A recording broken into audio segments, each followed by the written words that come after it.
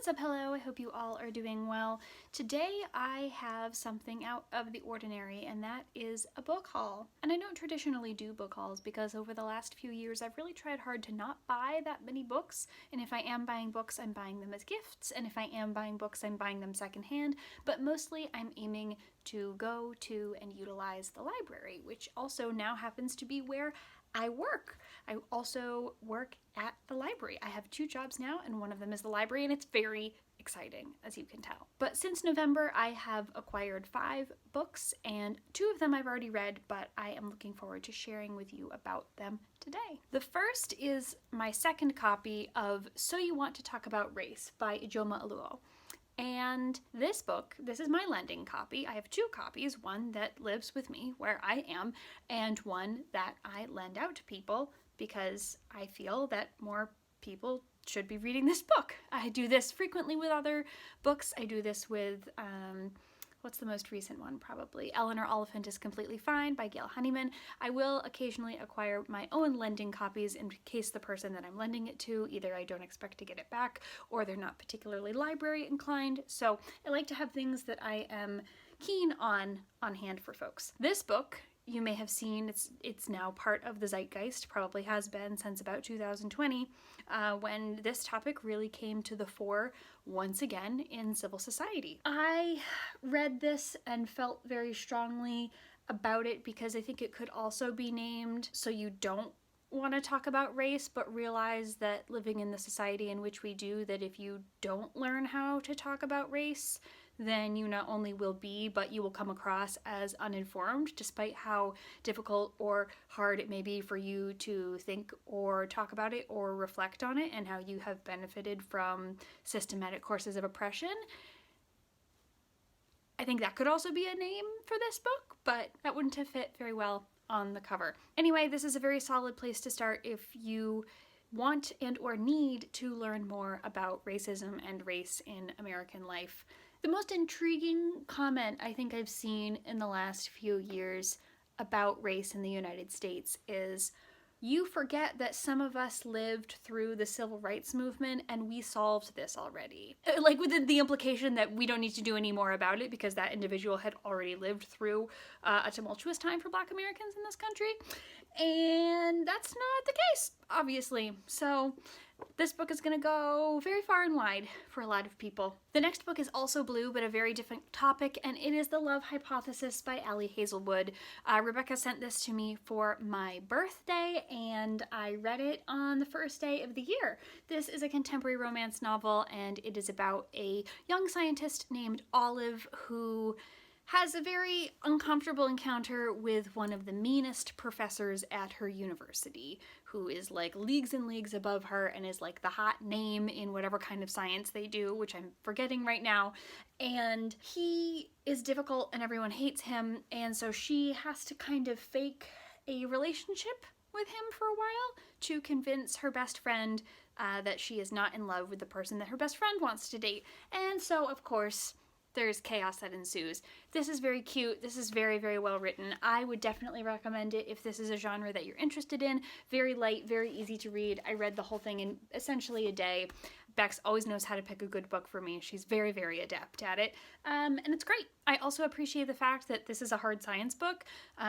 There's lots of sciencey things in here, a lot about the cutthroat world of academia and trying to move up as a person, as particularly a young person and a young woman, through that area, and how challenging it can be, and how people will judge you and cut you down. And I believe Olive is a white person, and if she weren't a white person, I assume that she'd have an even more difficult time. So it's also interesting because we don't really get that aspect of academia a lot, I don't think. We get that dark academia genre, but I don't know that we always get hard sciences and the challenges of like publish or perish type of notions. So it's nice to have that interspersed with the lightheartedness of the rest of this plot. The next book is a science fiction book that I got at the library book sale in November, and that's Persephone Station by Stina Leekt. I'm very excited about this. My boyfriend and I are watching the show called The Expanse right now, and that really reminds me of the plot of this. Also, kind of a little bit of Dune. Those are probably very, very, very, very, very loose analogies, or comparisons rather, but this is a book about Persephone Station, which is sort of a very far and away back planet that no one ever really thinks about, and then a big corporation wants to come and mine it for its resources and secrets, and people kind of have to stand together to take on the corporation. It has a little bit of a gentrification tone to it, I feel like, but this just looks beautiful. First of all, it's a beautiful cover. I'm really excited to read it. Also gorgeous on the back too, and it has nice little detail on the sides of the page, which I enjoy, so that there's numbers and the author's name and the title that are on the sides as opposed to on the top. Really, I picked this up because of the cover and because of the word Persephone, which is one of my favorite people from Greek mythology, as she is for many, I'm sure. And this was mostly a cover buy, and I'm excited to read it, particularly now that I'm in the middle of watching The Expanse. I also have The Sunday Philosophy Club by Alexander McCall Smith. Alexander McCall Smith is an author from Edinburgh. If you live in the UK or you live in Scotland, you probably know about him. He's a rather big deal. This is him on the back with a giant tuba. My mother first introduced me to his book. He's the author of The Number One Ladies Detective Agency and all of the 44 Scotland Street novels, which if you've been following us for a while, you know I read a ton of in the last few years. This is about a young woman named Isabel who sees a man jump from the tallest circle in the middle of a concert hall, from the balcony, highest seats, and he dies, obviously, from doing that. So she's kind of determined to find out why, and I assume that with his rather key charm, Alexander McCall Smith will weave a story that somehow incorporates philosophy into this young woman's life, and probably also poetry, while also exploring the various places in Edinburgh, Scotland, and also will make it witty and funny, as he has with the majority of his other books.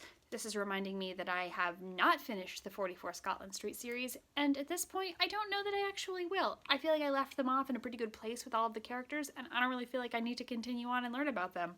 So we'll see how I feel about this. It's rather short. It's not particularly long. Really barely 250 pages, so eventually I'll get around to this, and hopefully it'll be nice. And the last book is another one that I got at the library book sale in November, and that is The Vanishing Half by Britt Bennett. This book has received a lot of praise, I believe both critically and here on BookTube.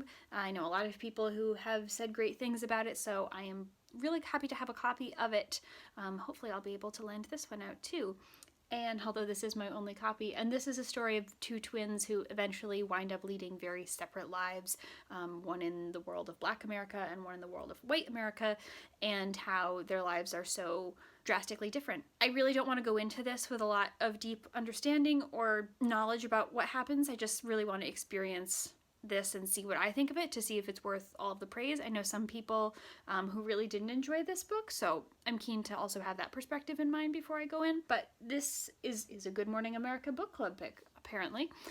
So with that much praise for it, it's definitely worth trying out. Britt Bennett is also the author of The Mothers, which is a book that I want to read but don't know that I can, unless I'm getting it confused with The Farm, which I might be. So we'll have to see. We'll find out. So those are all of the books that I have recently acquired. I'm in the middle of this lovely middle grade mermaid series right now called The Tale of Emily Winsnap. It's extremely cute. And eventually I'll get around to most of these as well. If you have particular thoughts about any of those books, please do go ahead and leave them in the comments. I would love to hear your perspectives. As always, thank you so much for watching. I hope you're having lovely weeks and lovely lives, and we'll see you very soon.